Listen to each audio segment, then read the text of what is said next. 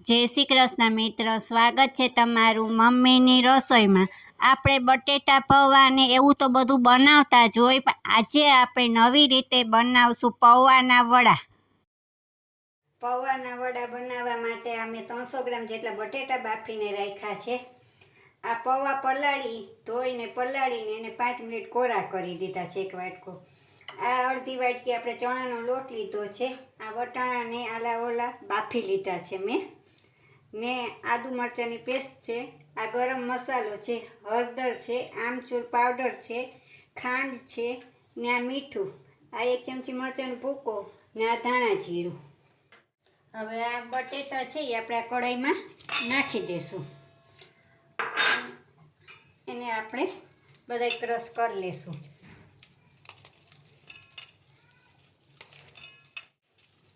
આપણે ક્રશ કરી લીધા। હવે આ પૌવા છે એ આપણે નાખશું, એને હવે આપણે આમ હાથેથી મિક્સ કરીને પછી આપણે મસાલા કરશું।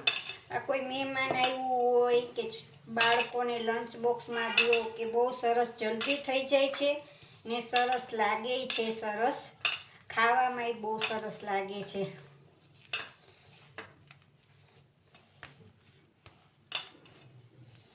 હવે આપણે આ ચણાનો લોટ લીધો તો એ નાખશું।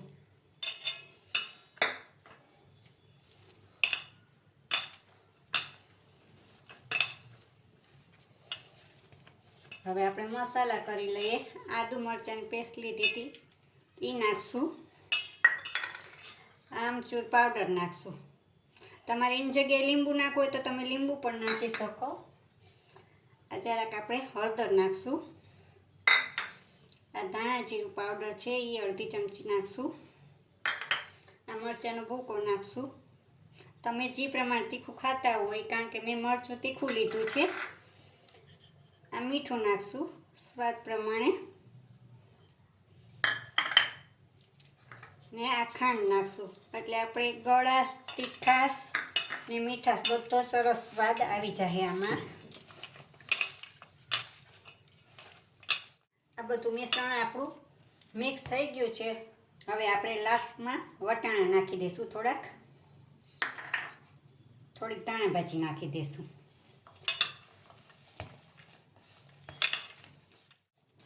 આપણું મિશ્રણ થઈ ગયું છે, હવે એને આપણે વડા વાળી લેશું।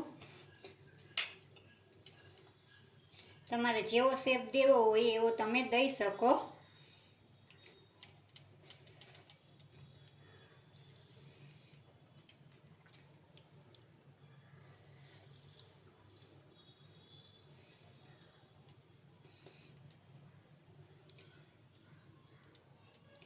મેં અત્યારે આવડા કર્યા છે, બહુ નાના નહીં, બહુ મોટા નહીં, બહુ જાડા નહીં, બહુ આછા નહીં, આવા બનાવ્યા છે। હવે આપણે બધા એવા જ વાળી લઈએ।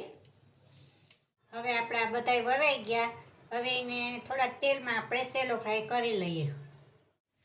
હવે આપણે આ કઢાઈ લીધી છે, એમાં 1 વાટકા જેટલું તેલ નાખ્યું છે। હવે આપણે ગેસ ચાલુ કરશું, પછી તેલ થાય પછી આપણે વડા નાખશું।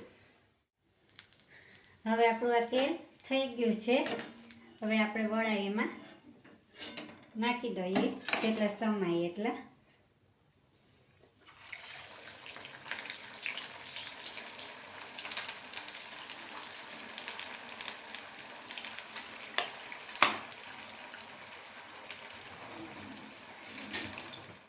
હવે આપણા બધા તળાઈ ગયા છે, હવે એને આપણે પ્લેટમાં કાઢી લઈએ। બહુ બ્રાઉન નથી કરવાના।